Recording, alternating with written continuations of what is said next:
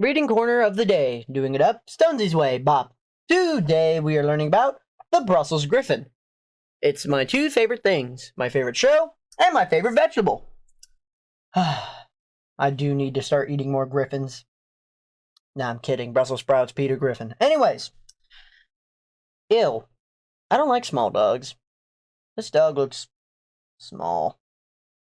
Anywho, my voice hurts because I just read for 50 minutes straight. Ugh, does not do anything good on the eyes. Let me tell you, girlfriend.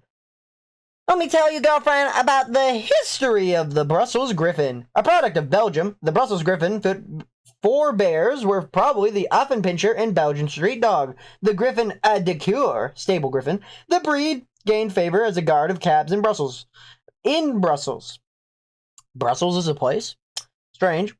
Where his cocky but comic demeanor was probably more effective at attracting riders and dissuading robbers. In the late 1800s, this mixture was then crossed with the pug. At the time, extremely popular in neighboring Holland, the pug crosses could count with the cephalic head type for its smooth-coated individuals of the breed, known then, and still known in some countries, as the Petit Brabançon. Petite Brabançon. Although the smooths were initially destroyed, after all, Griffin's mains wiry, they were soon after accepted. By 1880, the breed was sufficiently established as to be recognized as Belgian dog shows. Around the same time, there was suggestion that additional crosses were made in the Yorkshire Terrier and English Toy Spaniel, the latter further contributing to the Brussels Griffon head of configuration. By the early 1900s, the little street urchin was rising in the heights of popularity in Belgium and found itself a great demand by nobility. Although its numbers were decimated by World War I, the breed were recovered since gained ardent admirers around the world. In some countries, only the red rough-coated dogs were classified as the Brussels Griffon. Black rough-coated dogs were known as Belgian Griffon, and smooth-coated dogs were known as Petit Brabançon. Well, what's the difference? Or what's the difference? What's the temperament? How do we know these little guys with Belgium and then destruction and then Belgium again and then dog show? These guys really don't have a history, do they? It's kind of all over the place. How are they with kids or people? Well, the spunky Brussels Griffon is full of itself, brimming with self-confidence and gusto. It's bold, playful, stubborn, and mischievous. It's usually good with other dogs and pets. It tends to bark and climb, and some can escape artists. It is a saucy companion for a family wanting an entertaining, sensitive pet. However, sensitivity and size make it a poor choice for families with young children, and it can be difficult to house train and may suffer from separation anxiety.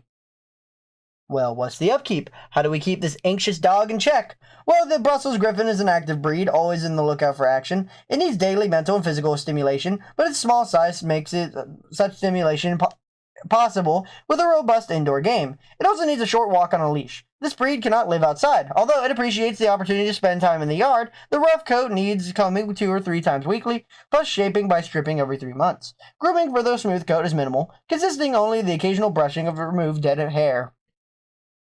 Now, for the worst part, the health.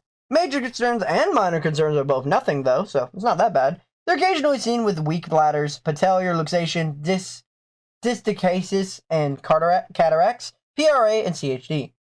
Their suggested tests are for the eye and hip. Lifespan is 12 to 15 years, so kind of a gamble. And a note is that caesarean sections are often required. Don't know what that means. What's the form? What's the function? What do they look like without pictures? The Brussels Griffon is square proportions, thick set, and compact. It's a good bone for its size. Its movement is purposeful trot with moderate reach and drive. In temperament, it's full self-importance. Its carriage reflects its attitude. Its almost human expression attracts attention and admirers. Its coat can be rough, hard, wiry hair, and much longer around the head, or smooth with a short, glossy coat. Now for the final part of today's episode, the at a glance. 5 is the best, 4 is better, 3 is average, 2 is worse, and 1 is the worst unless it comes to grooming. Energy levels out of 4. Exercise requirements are out of 2. So pretty low on exercise requirements. Playfulness and affection level are out of 4. So pretty loving, pretty playful. Friendliness towards dogs and other pets is out of 3. And those strangers is out of 2. Ease of training is out of 3. So average. Watchdog ability is out of 3. So pretty good at watching. Protection ability is out of 1. With grooming requirements being split, because the smooth is out of 1, which is beautiful, and rough is out of 4, which is terrible. Cold tolerance is out of 2, so below average, and heat tolerance is out of 1, so very below average. The healthy weight of a Brussels Griffon, male or female, is 8 to 10 pounds, and of height of a male and female Brussels Griffon is 9 to 11 inches, and not feet, or else we'd be living in the world of giants. Next time, we'll be with royalty, because the next breed of dog we'll be learning about is the one you'll be learning about in the next episode. So, I hope you guys has a wonderful day. Be polite, be efficient, make sure to like, comment, and subscribe, and I'll see you guys next time. Bye-bye!